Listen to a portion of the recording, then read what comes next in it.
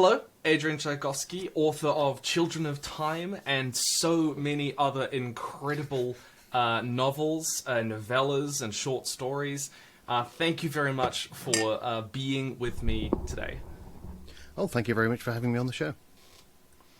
Now, I have made it very clear to my audience that you have written some of my favourite science fiction novels of all time. With the first time that I encountered Children of Time in particular, I was astounded by the ingenuity and creativity of it, and it's really just some incredible work that you've gone there. And I went on to read some of your other stories, and I noticed some recurring themes that I wanted to ask you about, which I'm sure you're aware of as the creative architect of all of this.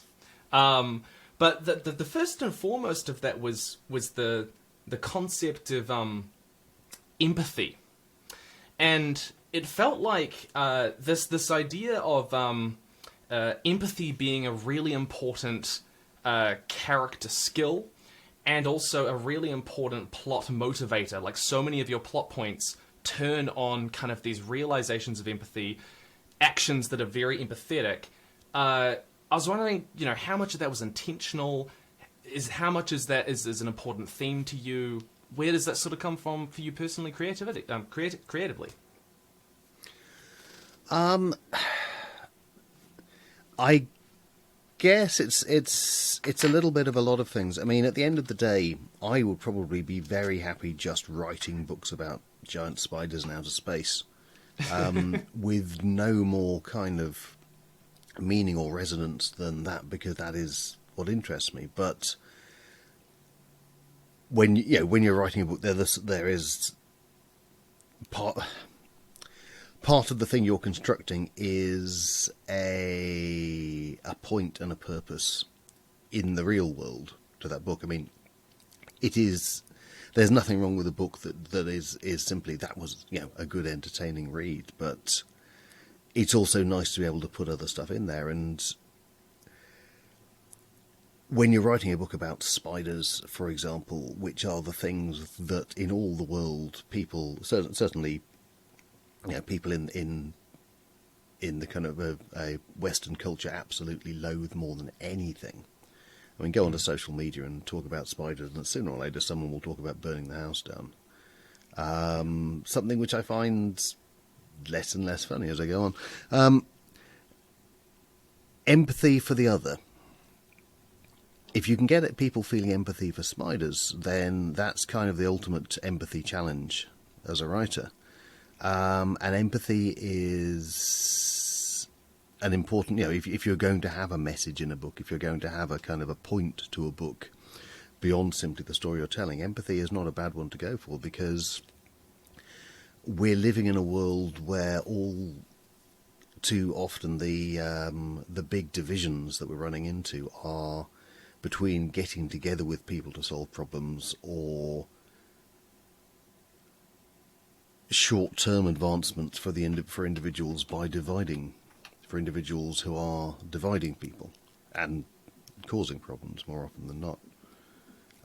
So yeah, I mean, it's.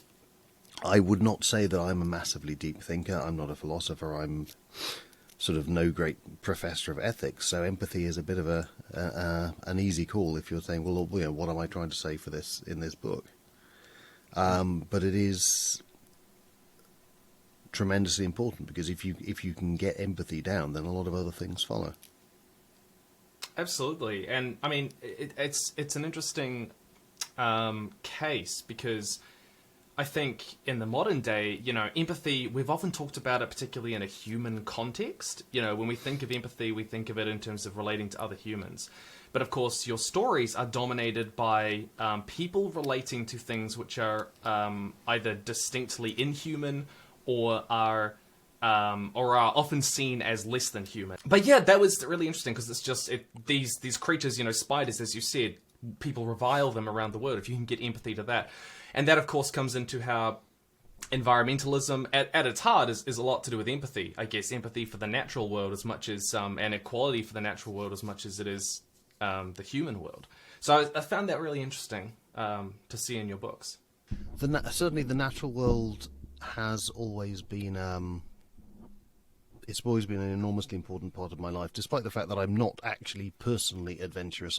Don't go out to the rainforest. I've not scuba dived with the Great Barrier Reef or all the other things that people do. But I've kind of been a vicarious lover of the natural world through David Attenborough and similar nature documentaries from a very young age. And especially those parts of the natural world that other people aren't necessarily delighted with. I think it was very much part of my growing up as a fairly estranged kid. Was I took as my tribe, so to speak, those things that other people didn't like. So, insects, spiders, octopuses, reptiles, pretty much. And then when I started getting into science fiction and so forth, it was very much aliens and robots and all of the unusual characters. I mean, when I was a very young kid, I would possibly have been one of the few kids my age in the world who would, if you'd asked me, well, who's your favourite character in Star Wars, I would probably have said C-3PO, if I hadn't named some particularly obscure alien that got about 15 seconds of screen time. And has a 60-page Wikipedia article now detailing his backstory. backstory. Well, Lord, they all do now. I mean, that's a whole. I guess to go off on a weird kind of mini rant about that would be wildly off topic. So let's not do that. But no, you go ahead. I have my own feelings about the Star Wars series. That it's a weird matter of emphasis. So the Star Wars stuff I have liked most has definitely been Rogue One and Andor. Oh my gosh! Which I feel are like a whole order of magnitude above the rest. And I've always been a Star Wars fan, and some of it I've liked and some of it I've not, which is kind of the par for the course for all Star Wars fans, because it's one of the most amazingly divided fandoms in the world, as far as I can make out. But the backstories for minor Star Wars characters, I like Rogue One and so forth, because it's basically about ordinary people. I mean, one of the amazing things about Andor is the amount of depth it gives for all of the kind of the background players and the small roles. Everyone fits. Everyone gives you the impression this is the real person doing their own thing. They're not just there to be part of someone else's larger story. And one of the things that the more recent films gave us, other than Rogue One, is the idea that everyone is just part of this person's larger story, and it's all to do with these bloodlines and dynasties. It's all the Skywalkers and the Palpatines. And it's this weirdly retrograde idea that basically, unless you're part of this particular family, you're not really actually that important.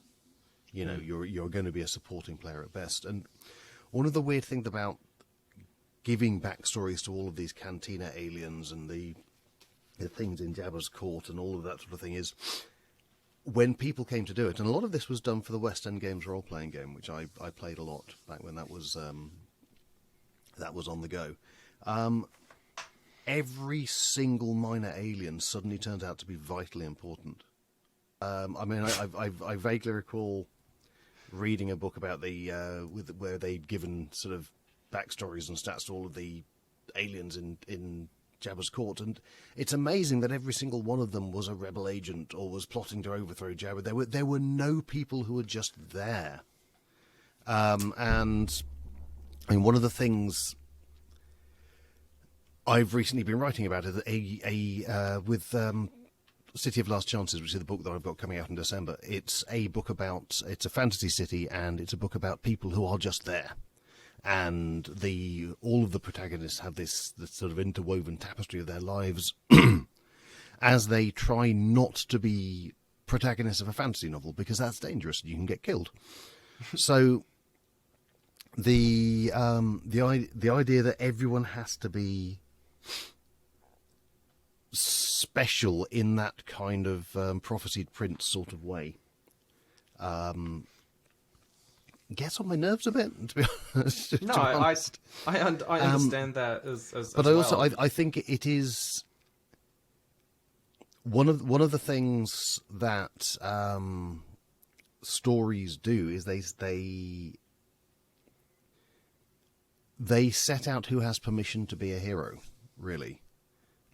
Which is, it sounds a bit of a daft and trivial thing, but one of the reasons why representation of diversity is so enormously important is that everyone deserves to be able to see themselves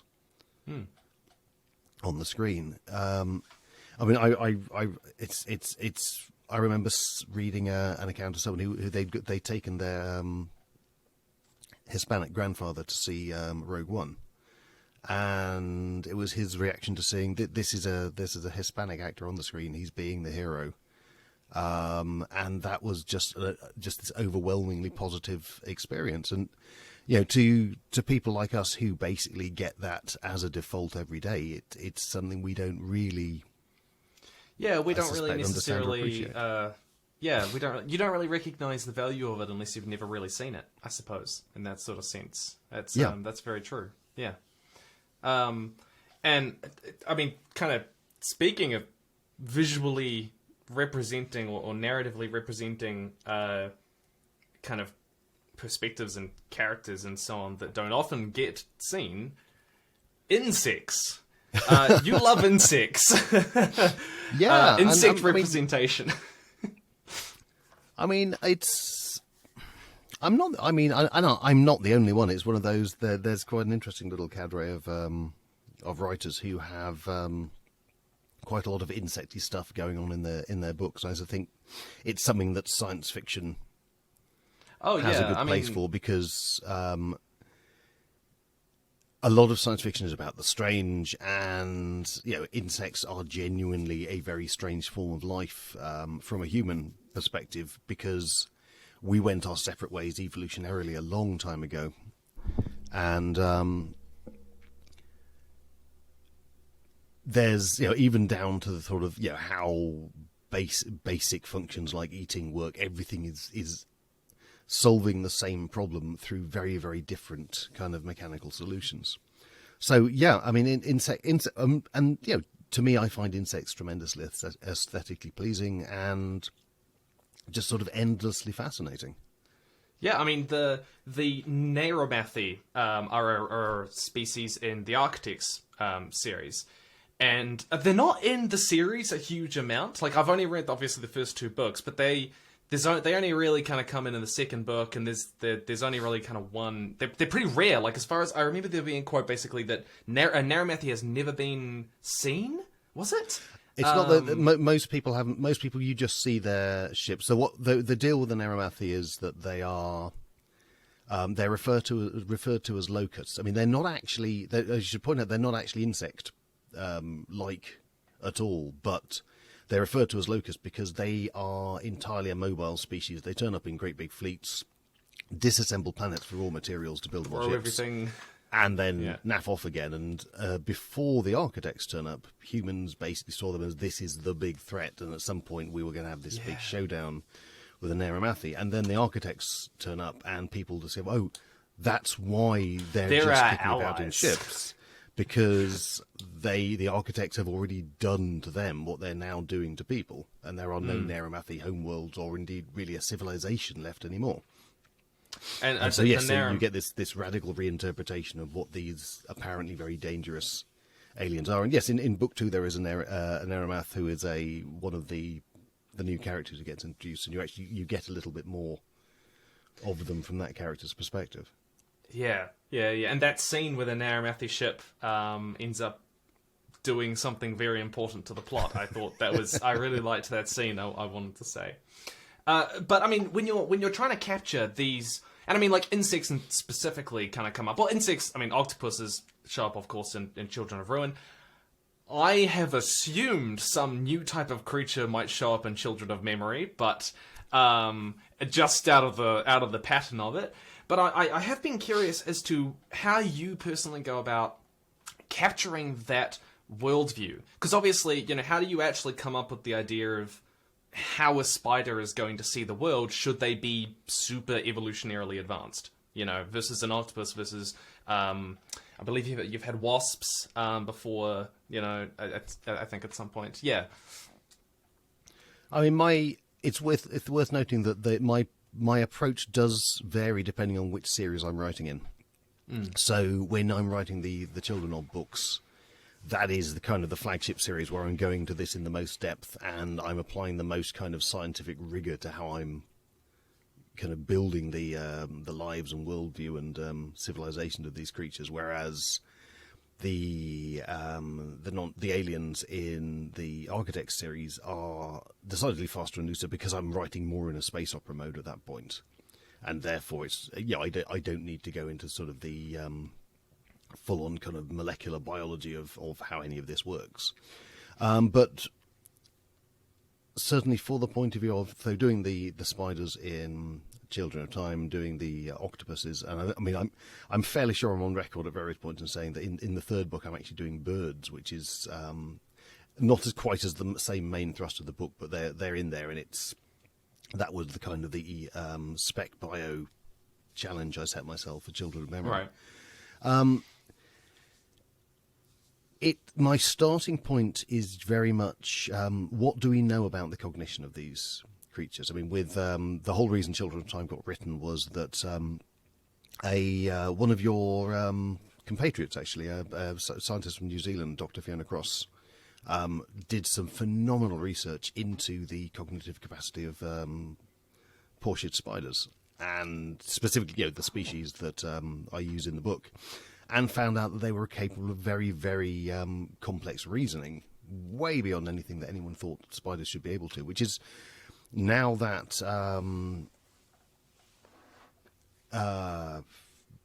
behavioral psychology with animals is opening up. We're kind of discovering that everywhere we go, but it's especially the case with portiads, who have all sorts of complicated things like object permanence and other things that humans take a while. Do they have object permanence? Yeah, so the early scene in the book where you've got the spiders hunting, and you have a spider that sees the thing it wants to hunt, and then works out a very complicated way to get to the right point to ambush it, which involves going out of sight of what it's seeing, and still kind of following that plan. So the spider has some sort of mental concept of that thing existing even when it can't see it, which humans take. We develop it pretty quickly, but we still take a while. I mean, again, I did research on dog cognition for Dogs of War, or rather, at least Dogs of War arose from stuff I was reading about dog cognition, and dogs absolutely have a comprehension of the world beyond what they're currently seeing. Although, obviously, when you're dealing with something that's kind of on a human scale and has senses we don't get, and I mean, senses is something I'm about to get onto because they're enormously important as well. What is outside a dog's immediate cognition, given that dogs are very focused on senses other than sight, so hearing and smell and so forth. It's we run into the fact that actually the human sensorium and the human view of the world is very limited compared to a lot of animals. So anyway, I start with that research. So getting my head around what we know about how the spider mind works, what are their capacities, what do we know about the octopus mind, etc. And the sensorium, what they take in of the world is the next thing, because it seems to me that's going to be a colossally sort of formative factor in how your mind works and how you interact with the world, is how you're experiencing it. So with the spiders, I had a lot of fun with the 3D thinking. That was one of the things that stuck out to me so much, is how three-dimensional spiders are in terms of how they think compared to humans. Like in terms of they scale, obviously, when they think of heights, that's they go straight up. That like heights going up and down isn't a huge deal for them. So that changes how they interact and think about the world. Yeah, I mean the irony is, of course, we have probably lost a certain amount of that as we've evolved to become a kind of a plains dwelling rather than a tree dwelling species. And that at some point in the past we were probably just as three-dimensionally we probably gave just as much weighting to that kind of three-dimensional spatial sense as spiders and monkeys and anything like that, because and marine animals for that matter, because with going up and down would have been an enormously big part of our lives. But also with the spiders, you've got things like, although jumping spiders are very visual creatures, they are also they have a very complex sense of vibration. They have a chemical sense that we don't have, and so when I was thinking about, well, how do they develop? These are all tools that they can use to interact with the world, and their technology goes very differently because of their ability to differentiate scents and chemicals and things like that. So they have a very heavily biochemical oriented technology. I mean, they basically get to a level of considerable sophistication without ever inventing either the wheel or fire, because they just go in a completely different way. Oh, I mean, the moment. So in the book, there's this moment where the spiders use ants to create a supercomputer, functionally a supercomputer, and I remember reading that, just being like, what is happening right now? Like, how is this possible? Like, but you basically describe it, from what I remember. It's been a couple of years now, but you basically say that they act like the different little things that run along through the motherboard or whatever, the inside parts that we just make out of other things. Switches that go on and off and stuff like that. And it's like, when you explain it like that, it's quite creative. But yeah, they get to the same level of technology biologically for the most part, really. Mm-hmm. Yeah. Yeah, which was fun to think through the implications of. And one of the big things about the spider part of Children's Time is that and one of the ways that kind of empathy with spiders is achieved is we don't necessarily recognize them, and we don't necessarily recognize their solutions, but we do, I think, recognize their problems. They deal, as their civilization progresses, they deal with a lot of the issues that we have. They have plagues, they have wars, they have social upheaval. They are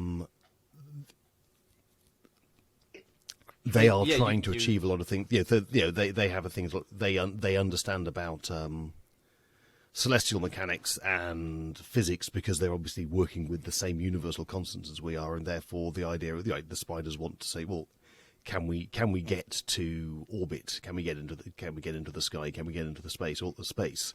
Except every time they do, just because they are very different to us, and because they've had this different civilizational pathway, their solutions to these problems are very different. And that was one of the big main fun parts of the book, was thinking, well, how would they do this thing?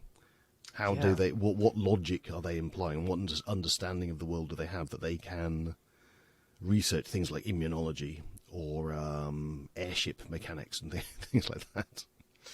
And I mean, there's a very famous passage, and I won't read it out because it's, I guess, quite a spoiler, but it's kind of saying that the spiders looked at this thing completely in a different way to how humans would normally look at it. They viewed it as a problem to solve, of kind of sort of thing. Mm-hmm. Which, that it's a really, really powerful part of the book.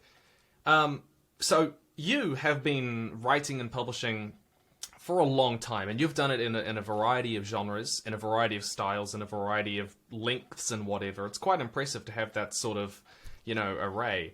But I am curious about what you feel you are still learning as a writer, or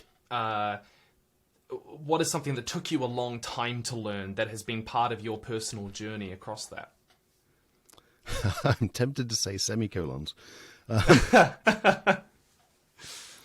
I mean, I hope I am still learning and developing, and that the stuff I'm writing is getting better on a stylistic level.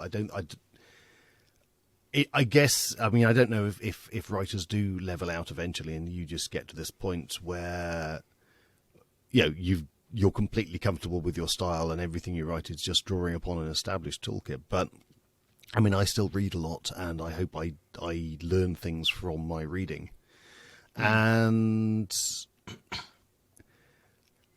I can look into my own writing and see stylistic kind of quirks and flourishes. I know which other writers that I've read in the past. I know where that's come from and where I've learned. You understand your own lineage in a sense. Yeah, and I mean, and even one thing I tend to try and read. I don't do a lot of kind of like reading of classics. I tend to try and read new books out now from my contemporaries. And one thing that gives me is I'm being constantly exposed to new tricks, basically. I mean, it's not so much like the nuts and bolts stylistic things there, but I mean, as an example, I'm currently just finishing up the ninth series by Tamsin Muir, which are a phenomenal set of books. And one of the fantastic things about this book is the way she handles just the emotional beats and the changes of pace and the balance between tragedy and comedy, both of which she does exceptionally well. And yeah, I mean, I'm learning things from these books as I enjoy them, as a reader, and hopefully that will all go into the toolkit, and I'll find ways to apply those lessons in my own work. I totally agree. As I'm trying to write, I've made a real effort to kind of expose myself to different genres. Like, that was one of the things that I really noticed, because, growing up, I kind of read sci-fi and fantasy, and that was pretty much it. But I decided, all right, I'm going to read classics and romance and mysteries and stuff, and when I kind of got out into different genres, I got exposed to so many new tricks, because when you've been reading the same sort of stuff for so long, you kind of start to think this is just how writing is, subconsciously almost. But it that variety and exposing yourself to new types of stuff is I too have found really useful. What I am curious about is so you've been reading a bunch of kind of newer writers and stuff.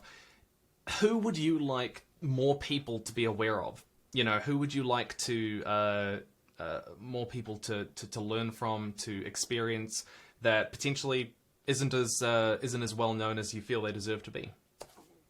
Oh, blimey! I mean, how long have you got? I mean, I feel that the vast majority of writers aren't as well known as they ought to be. But I mean, I mean, for example, I think Aliette de Bodard is actually, she's decently well known, both as a science fiction and a fantasy author. But I think that she should be more widely read.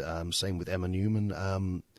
There's an Irish writer called Peadar Gillen, who is one of the most phenomenally imaginative writers I've come across, and also a wonderful person to run into if you're at a convention where he is. He's a lot of fun just as a person as well. But he writes some incredible stuff, quite frequently quite grotesquely incredible. But and I know he's got a book he's currently trying to find a place for that I've heard some excerpts from, and it's fantastic.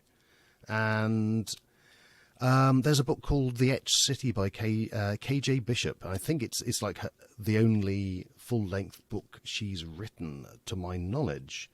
But it's one of my favourite books, and I always go back to it on repeatedly, because her use of language is just so phenomenally poetic. Yeah, I mean, it's honestly an awful lot of... there are an awful lot of writers there. I would say the majority of writers need to be better known, which obviously is kind of logistically impossible when you get to it, but it's certainly the case. Publishing tends to concentrate its efforts on a very small number. Very small. I mean, this is something that came out in there was a recent legal case about sort of monopolies and mergers that very much highlighted this. Yeah, you get a small number of writers who are the ones that get pushed, and then an awful lot of other writers who kind of have to just find their own way. And if they hit some sort of word of mouth chain and they do very well out of it, then fine. And otherwise, you will just never run into them as a reader. And Yeah. I feel that over the last couple of decades, the regular mechanics whereby people would discover readers have been weirdly skewed and tweaked so that they're not particularly fit for purpose. And I'm saying this as someone who gets discovered. I'm not saying this from a point of view of someone with a grudge. It's a system that I'm currently doing very well out of, but I can still recognise that it's a system that's not actually doing very well for the majority of people who are writing books. No, that's. I mean, I can, as a YouTuber, how I loathe the term. I am in one of these kind of newer, unique positions where you build up an audience and then you sort of get you kind of get people to read your stuff as a result of that. I've been very fortunate that as I've been publishing in magazines and so on, I've actually been able to be read. Beyond that. Beyond kind of whoever just happens to chance across the magazine. It's a very peculiar place that publishing finds itself in at the moment, where there's so many people with kind of audiences first, and you've kind of almost got to, for a lot of people, that's just like the advantage that they need, I guess. I've not been in the industry for that long. I mean, I guess I've been a published writer for about 15 years now, which actually, now I say that, does actually sound reasonably long. But, it's things have changed appreciably in that time.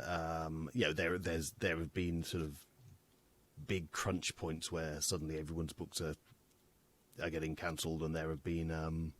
one thing there has been on the positive side is I think we are...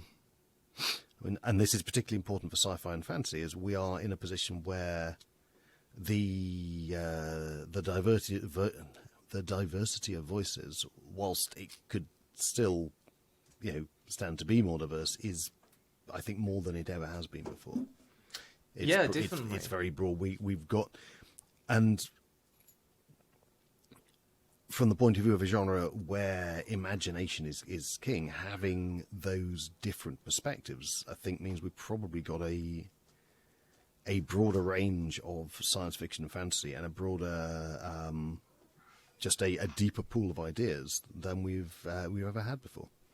And that's definitely folding out to TV and film. I tend to find we've got a lot more of those perspectives. One of the best science fiction films of the last kind of 20 years was, of course, based on a short story by Ted Chiang, Arrival, which freaking amazing.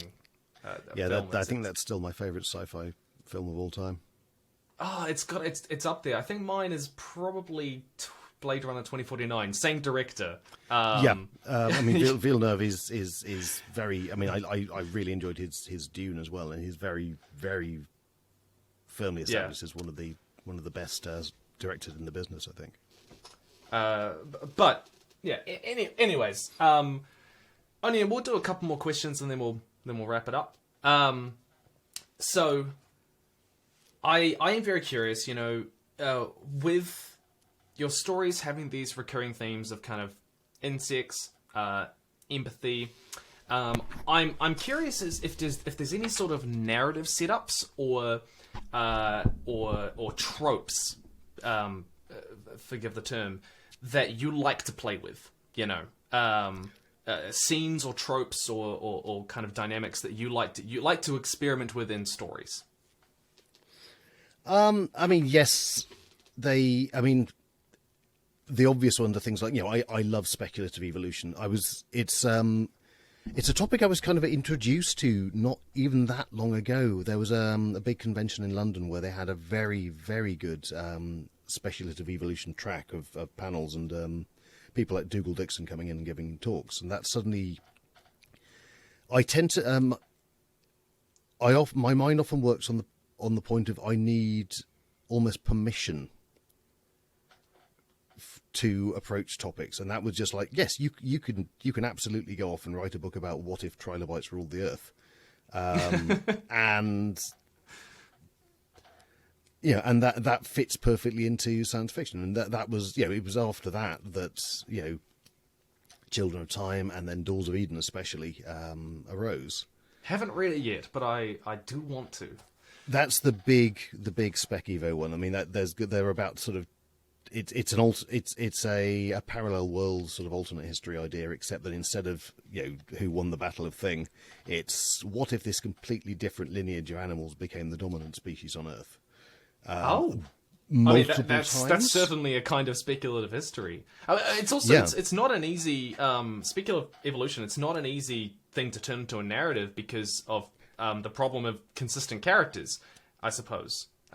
Which you sort of tried to solve with the Porsche there is kind that of pesky evolution necessity thing. of having to actually have a plot and characters and all that stuff as well. Yes, I mean in Doors of Eden there are these sort of interludes scattered throughout the book where a narrator takes you through worlds where things went differently evolutionarily. So you have a world where trilobites just never go away and arise to dominate the world, and there's one with big cats, and there's one with fish, and all these different things. And as the main plot goes on, it eventually becomes clear why all of this is relevant to what's going on in the sort of the real world modern day setting that the book takes. And then these two aspects of the book merge, and things go very, very weird. Yeah, I mean, I'll have to get around to it at some point. But all right, last question. Every creative person I know has the same horrible problem, which is that oftentimes our most precious creations to us personally are not what we are best known for. Or at least that there are elements of our work which we wish were more representative of how we were kind of known in our field. I'm curious whether there is that for you, if there's a story or there is an element of your style that you feel more connected to personally, but may not be as well known as you would, as that you wish that I guess more people identified with you. I mean, the answer is absolutely yes, and you're right. It's always does seem to be the case that if you speak to a writer, there is this one book, and it's the book that did horribly badly, and that is the book that they feel is their That's the masterwork. book it should have done. That's the masterpiece. I mean, I really enjoy writing fantasy, and I mean, I've got this new fantasy book coming out, as I say, in December, but that's the first one for years because I'm known as a sci-fi writer, and that's very much what publishers have wanted from me.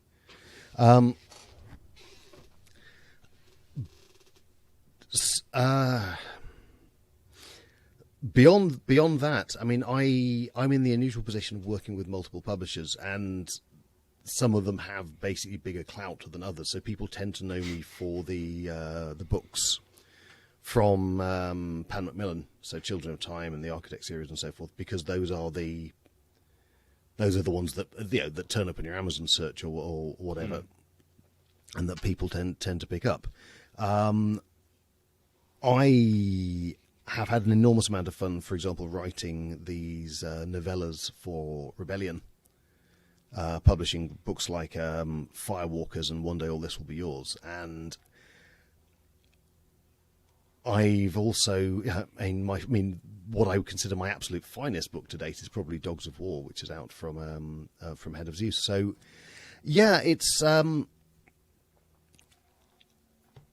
I think one way you can win an author's heart, if you run into them at a signing or a convention, is to say, yes, I really like this very obscure book that they wrote that that is not the one that they are necessarily have an enormous stack of that they're signing. Yes, no, I totally get that. That's absolutely fair. All right, well, thank you very much for joining me. This was an immense amount of fun, and I'm really glad that I got to talk to you about this stuff. I'm sure a lot of people are going to be really interested. Also, before you go, do share. Sorry, I should have done this at the start. Do share Children of Memory. Do you want to give a plug for that? Like what it's about, when's it coming out, where to get it, whatever?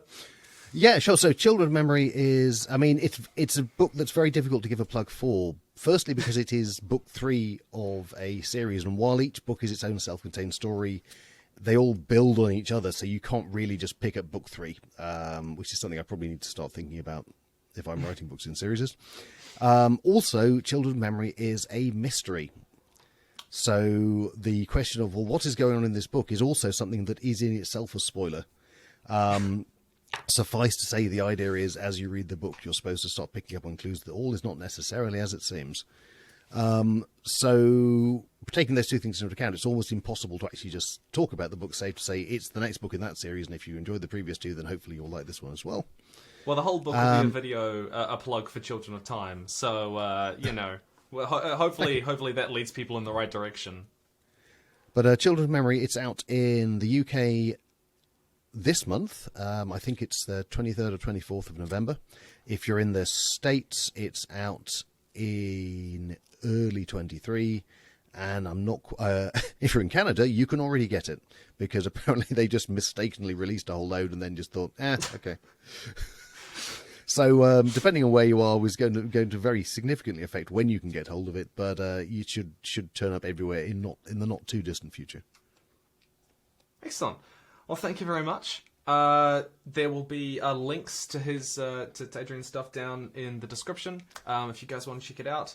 Thank you very much. Well, thank you.